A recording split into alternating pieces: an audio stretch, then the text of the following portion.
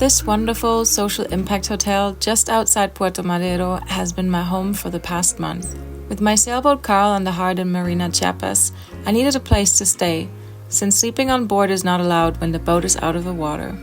Luckily, I got a sweet deal with Mission Surf in exchange for giving recycling workshops for the local community. This little gem sits right on the ocean and I can hear the sea roaring from my room. It's simply perfect for me. Every morning, I enjoy a sunrise yoga session before taking my dog Boga on a walk along the 3 beautiful beaches to Puerto Madero. And from there, we hop on a tuk-tuk to the local taxi stand and take a shared car to the marina. This scenic route takes about 45 minutes in total each morning, but it's a simple price to pay for staying in such a wild place. I recently finished painting Karl's hull with anti-fouling just before my new crew member Flo arrived. Now, all that's left to do before splashing Karl is to swap out the propeller that I had removed with Andy a few weeks ago. I'm looking for my propeller puller. Way back then in Balboa, my friend Eric, he made me a custom-made propeller puller that worked super well. But it's not a thing that you need a lot, so it seems that I packed it somewhere very much at the end of my big storage cabinet in the back. And I've been through pretty much all of the storage down there now. And I'm starting to begin to think that when I did that big spring cleaning 2 years ago in Costa Rica, if I was thinking that's like a thing that you don't really need that often, and if I do need one, then maybe I'm going to make a new one, which would be a bummer. But I've got one box left to look into, but I haven't dared yet. You want to come with me? Hold my hand? I'm not really sure how to get in there.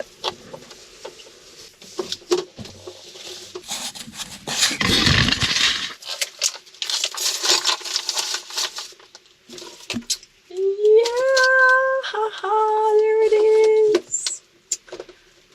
Nice.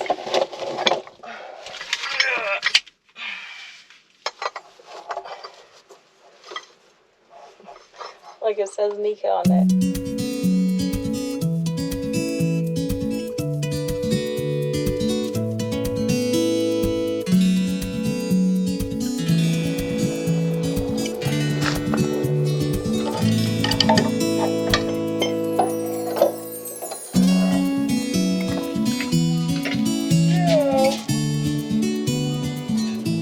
Between taking off the propeller, painting the hull, and finally mounting the new propeller, a good month has passed. I had actually told my new crew, Flo, that Karl would be in the water by the time he got here.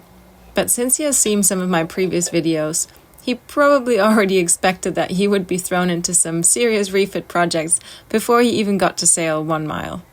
Unfortunately, we couldn't splash yesterday because I forgot one quite important item, which is this little lock washer that we assume goes into your prop, like into the keyway, and then you have to sort of like bend it up here so it locks the lock nut in place.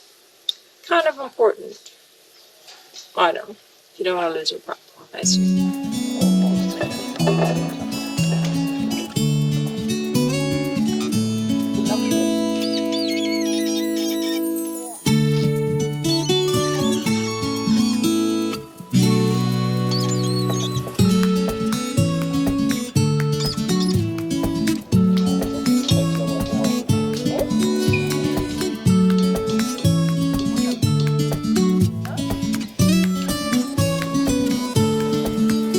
Should have changed my cutlass bearing, but I'm leaving that for the next fallout, which is already going to be in 2 months, so time is a little short, so gotta do this again soon. Alrighty, so now they're gonna poke in the rudder from below. So we're gonna take up the boat quite high, and then they're gonna poke the rudder shaft through here.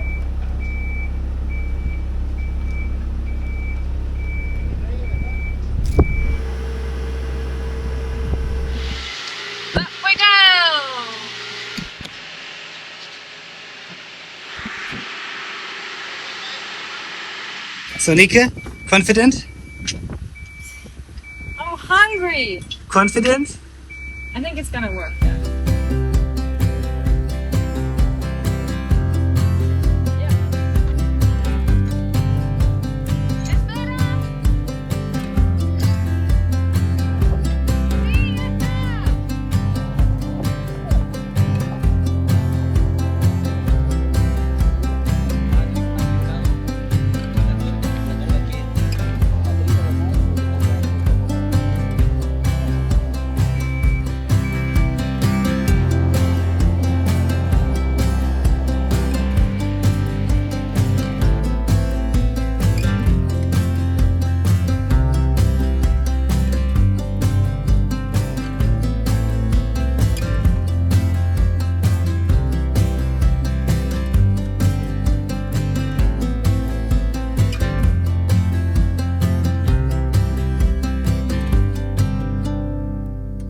Nike, are you hiding? No, I'm working. I thought we were splashing the boat. I think, since you see that here's water coming out here, I think we are in the water. Well. I guess it's good this is happening now. Karl always shows things in fairly appropriate moments, I would say. We blew the impeller. And unfortunately, we're still missing 1.5 arms. I already took apart all of this, where we found, nearly 2 arms, I think? But we're still missing 1.5, and we don't necessarily want them to be clogging the heat exchanger, so. Well, I didn't get a chance to mess around with my engine in a long time, so it's exciting. Except that the whole marina crew is waiting outside because they are adamant for you to get your engine working again before they remove the lift. I'm trying to not let that stress myself out. How am I doing with that? Ooh, I think we found what we're looking for. Oh, I see water. Here's more impeller stuff. Do we have everything now? Show me. Does that look enough? That looks like enough for 2 times. Eventually I managed to get all the bits and pieces of the blown impeller out of the cooling circuit, and luckily found a spare impeller in one of my many spare parts boxes. Now we're ready to move to the dock and get Karl ready to sail. I came back from a beautiful little place that I was staying in for the past month, whilst Karl was on the hard, and now there's a major challenge at hand. Because I've got these 4 boxes full of tools and recycling machines and whatnot, all the materials for the workshops that I give. All of that has to go on Karl, but I don't know where to put it. So I'm trying to figure out how to make room. I'm sure some of you have some suggestions how to get rid of some stuff. I already threw away a bunch of things yesterday. What we're going to do now is take out the sails because they need to go back on anyways, and they're taking up quite a bit of room. So it's an early morning start because usually in the mornings there's less wind, so we're going to try take advantage of that and put some canvas up, and that way make some room for all of this. Before mounting the sails, I had to climb up the mast to attach a new metal lead for the Genoa halyard that had come off some time ago. Every time I go up that mast, I'm incredibly grateful for the mast steps I built quite some years ago back in Panama.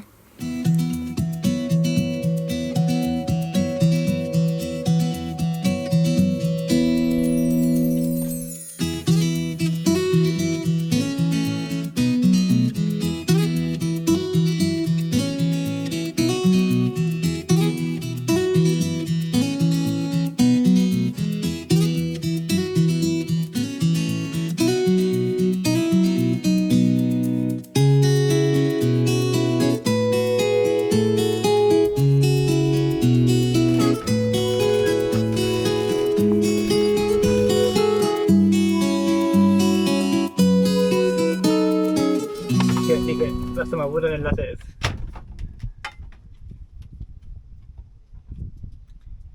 Woanders. Woanders als sie eigentlich sein soll. Deep down below the ocean, where my batten rests. When we were mounting the sails, one of the battens decided to go on a little diving adventure, but fortunately, Ronnie was able to retrieve it fairly easily. Yay!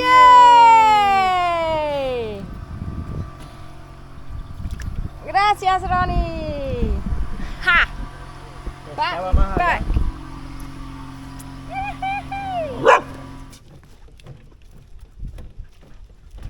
Just to make sure that we're not repeating the mistake from last time, where I put a bunch of bilge water into my full diesel tank by accident.